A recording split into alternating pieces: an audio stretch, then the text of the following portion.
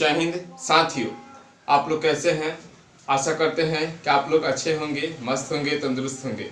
इस महामारी में भी आप लोग अपने गोल को प्राप्त करने के प्रति एकदम लगन से लगे होंगे।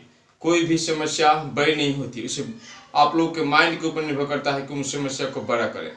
दोस्तों, आप लोगों से बहुत दिनों बाद मुलाकात कर इस टीम में मैं अमित सर, अमित भाई, आपका छोटा भाई सादर प्रणाम करता है और बहुत दिनों बाद इस चैनल पर उपस्थित हुआ हूँ, क्योंकि 5 मंथ इस चैनल के बाद मैं आया हूँ।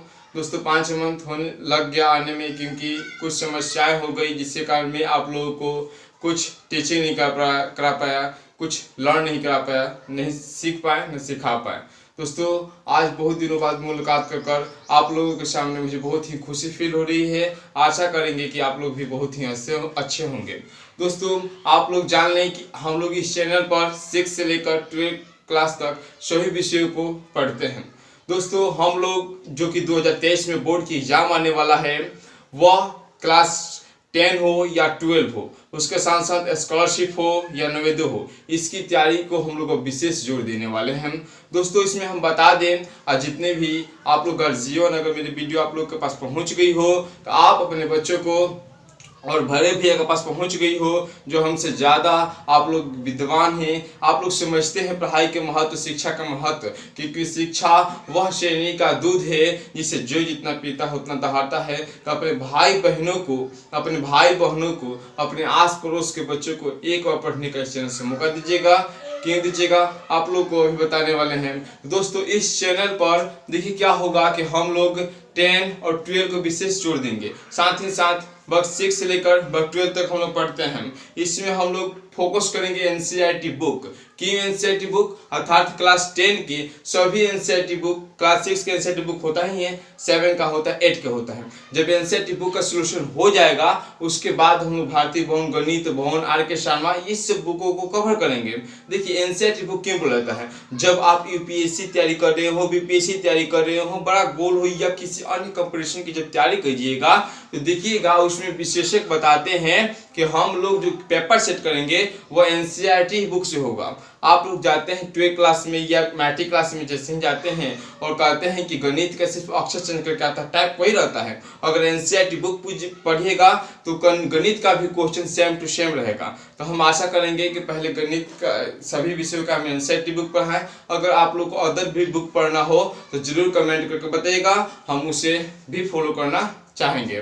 दोस्तों, क्योंकि यह जो टीम होगा हम लोग को काफ़ी मजबूत होगा, क्योंकि देखिए इस महामारी से हम लोग बहुत सीखे हैं। और कोई भी गरीब बच्चा ना ऐसा हो जाए कि मुझे ये टॉपिक ना पढ़ पाए, क्योंकि इंस्टीट्यूट में जाते हैं लोग तो कोई ना कोई विषय बाकी रह जाता है। हम लोग सभी विषयों को कवर करेंगे, जैसे हुआ हिंदी हुआ, मैथ हुआ, सही विषय करेंगे। अगर जो विद्यार्थी, जो भाई बहन इच्छुक होते हैं पढ़ने के लिए, उनको कोई भी चीज़ नहीं रोक पाती है, क्योंकि आप लोग सुने होते हैं कि राजा के बेटा ही राजा नहीं बनेगा, और जो शिक्षा प्राप्त करना चाहेगा उसको कोई रोक नहीं पाएगा। क्योंकि शिक्षा जब हम लोग को मिल जाएगी तो हम लोग बेरोजगार नहीं रह पाएंगे। देखिए, जैसे ही हम लोग हिंदी का पहला पाठ पढ़ेंगे, श्रम विभाजन, जाति प्रथा, उसमें पढ़ेंगे बेरोजगारी का प्रमुख कारण, जिसमें से हम लोग बताएंगे कि जो जाति प्रथा के आधार पर श्रम विभाजन हुआ था वो किस प्रकार से बेरोजगारी का प्रमुख कारण हुआ। देखिए, बेरोजगारी का एक प्रमुख कारण का दूसरा रूप यह भी है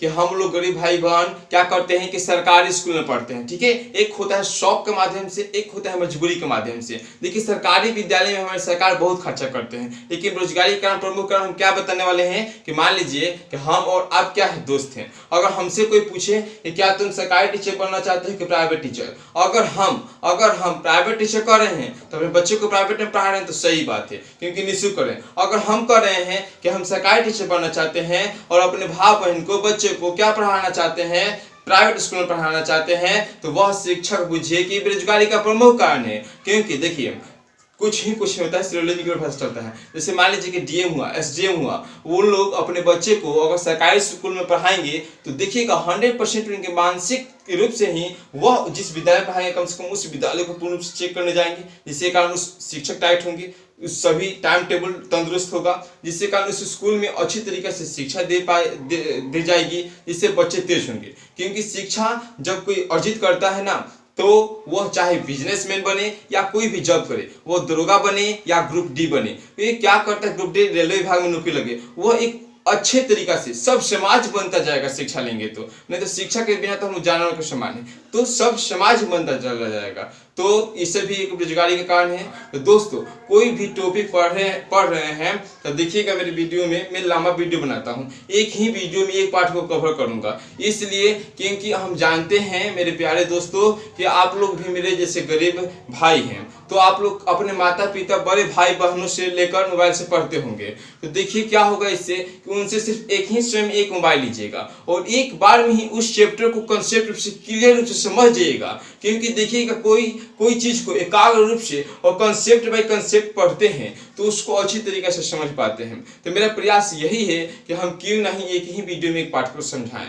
कोई किसी छात्र को बोरिंग लगता है, आशा करेंगे कि आज के बाद से जो भी मैं टॉपिक पढ़ाऊं उसको बोरिंग नहीं लगने दूंगा, सरल भाषा में पढ़ाने का प्रयास करूंगा। जैसे मान लीजिए कि हिंदी का ही क्लास 10-12 कर लेते हैं, सेकेंड पार्ट विष के दांत, ठीक है, नलिनी प्रियचंद शर्मा जी के बारे में। तो जैसे ही हम नलिनी प्रियचंद शर्मा जी के बारे में थोड़ा सा बताएंगे ना, तो थोड़ा सा उनसे जैसे बायोग्राफी उनके बारे में बताएंगे तो क्या होगा कि थोड़ा सा आप लोग को बोलने लगेगा। लेकिन जैसे ही कहानी हम बताएंगे ना, तो आप लोग को, जैसे हम लोग कहते हैं ना कि प्रेमचंद जी का रचना होता है कफन गोदान गबन, यानी उनकी रचनाएं कि जैसे हम लोग पढ़ते हैं तो लगता है कि दिमाग में कुछ चल रहा हो, तो उसी तरीका से हम प्रयास करेंगे कि आप लोग को विष का दान पढ़ाएं, लेक्चर दें। क्योंकि आप लोग के सामने तो किताब रहेगा और जिन दोस्तों के पास किताब नहीं रहेगा उनको मैं फीलिंग नहीं होने दूंगा किताब नहीं है, और जिन दोस्तों के पास किताब है वो मिलाते भी रहेंगे तो उन्हें देखिए एक एक सेंटेंस का अर्थ मीनिंग बताने का प्रयास करूंगा। जैसे खोखा ने ये किया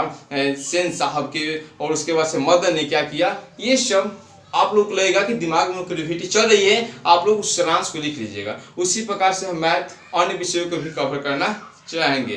दोस्तों आप लोग को इस वीडियो के माध्यम से हम यह बताना चाहते थे कि देखिए लंबा वीडियो एक ही वीडियो में बनेगा। कोई बहुत सारे चैनल है कि एक क्वेश्चन बनाते हैं, हम वैसा नहीं कर रहे हैं ताकि आप लोग एक क्वेश्चन को पढ़ें उसको सेकंड क्वेश्चन खोजें। तो हम लोग का देखिए माइंड एक निगेटिव की ओर संकेत करने लगता है, सकारात्मक सोच ऊर्जा देती है, लेकिन क्या होता है कि उसके साथ साथ हम दूसरा कुछ खेल लेते हैं।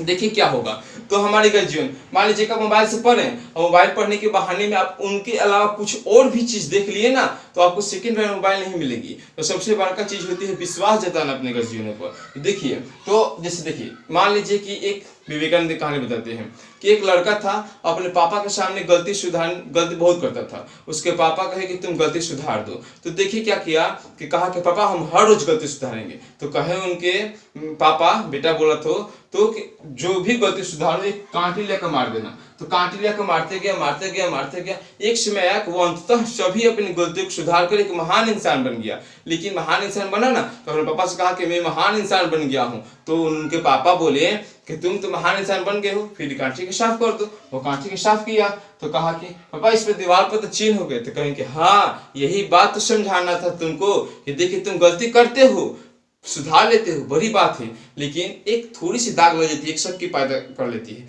आशा करेंगे कि आप लोग अपने गार्जियनों से मोबाइल लेंगे तो सिर्फ और सिर्फ पढ़ाई पर ही फोकस करेंगे। क्योंकि जो विद्यार्थी पढ़ना चाहे उससे कोई दुनिया की ताकत नहीं रोक सकती है। आप गरीब स्टूडेंट हैं, गरीब भाई हैं, आपके पास जो मोबाइल हो, कुछ भी मोबाइल हो, आप लोग आसानी से पढ़ सकते हैं और एनसीईआरटी बुक को हम अच्छी तरीके से कवर करेंगे। और दोस्तों हमारे जैसे वीडियो शुरू होता है पुनः लास्ट तक जरूर बन कर देखिएगा, बीच में मजा आएगा। मजा यानी उस चैप्टर को आप लोग निचोड़ निकाल लीजिएगा। जैसे आपने पढ़े होंगे 8वां का समाज या गणित मैथ, हमसे थोड़ा सा भी जाने होंगे या कुछ उससे ज़्यादा थोड़ा सा भी अनुभव लेकर आऊँगा और अच्छा से अच्छा आप लोग के सामने समझाने का प्रयास करूँगा।